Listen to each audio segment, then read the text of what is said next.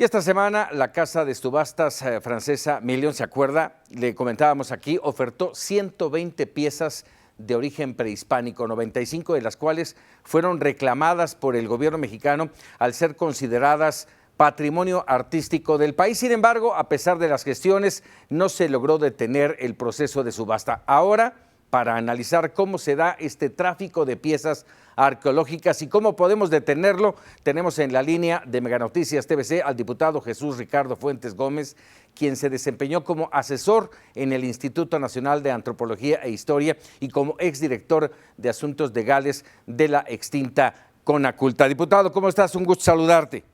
¿Qué tal? Muchas gracias, mucho gusto. Muchas gracias. Bueno, vamos, esto que pasó en esta semana allá en Francia con la subasta de piezas arqueológicas, ¿qué magnitud tiene el tráfico de piezas? Pues hay cifras que son muy alarmantes, lo que pasa es que se habla poco de eso.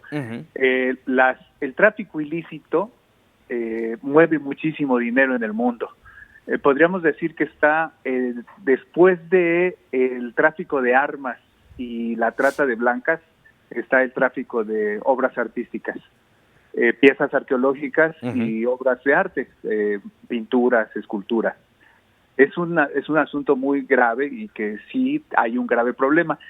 Y pues en México, a pesar de que pasa esto, pero México es uno de los países que más controles tiene sobre eso, porque lo que pasa es que hay demasiado arte prehispánico, muchísimo. México tiene alrededor de 80 sitios arqueológicos abiertos al público, pero tiene muchísimos lugares, tiene más de 200,000 sitios que tienen vestigios arqueológicos. Entonces, imagínense la complejidad del asunto. Sí, y habla mucho de la falta de seguridad justamente en esos sitios arqueológicos. Remitiéndonos a este tema de la subasta, bueno, se hizo la petición por parte del gobierno mexicano de que no se realizara, de detenerla. ¿Es lo más que se puede hacer?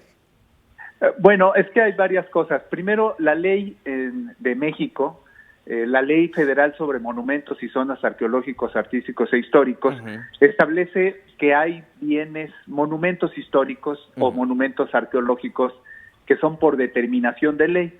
Todo lo que es prehispánico y prehistórico, de la paleontología, pues, es monumento nacional por determinación de ley. Todos los monumentos históricos antes de 1900 son monumentos históricos por determinación de ley, los edificios históricos, todo eso. Entonces, bueno, no vamos a quedar nada más en eso, porque ya si hablamos de cuestiones artísticas es un poco distinto, pero esto, por ser histórico, paleontológico o prehispánico, es propiedad de la nación. Sin embargo, eso no sucede en otras partes del mundo. Eso es al interior del país. Entonces, una pieza arqueológica que está fuera del país, pues no está dentro de nuestra jurisdicción. No hay, Ricardo, no hay acuerdos internacionales en la materia. Hay acuerdos internacionales, pero hay uno que es el acuerdo UNIDROIT, así se pronuncia en francés, pero por las siglas sería UNIDROIT, en castellanizado, digamos, ¿no? Por las siglas. Es un acuerdo internacional que México nunca ha querido firmar porque implica que cuando un bien nacional está fuera del país, el otro país lo devuelve, pero México tendría que pagar una indemnización. Entonces, hay una contradicción con la ley, porque si se firma este documento, México se vería obligado a algo que por ley es de nosotros. Entonces hay una contradicción.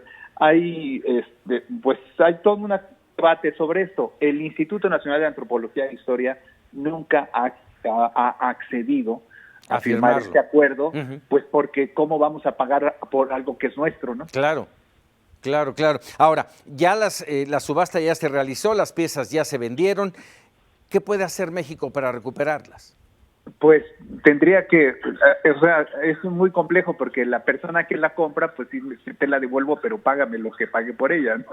Es muy complejo. Ahora, habría instrumentos de otra naturaleza que se tendrían que suscribir con cada uno de los países, pero mire, sabemos históricamente hay países que tienen muchísimas cosas que no les corresponden, y es un asunto también pues ya de ética y moral, ¿no? Los países que más tienen en Europa cosas que no les corresponden, pues es Alemania y Francia. Los códices más importantes sin de olvidar, México, sin olvidar, Ricardo, el penacho de Moctezuma, ¿no?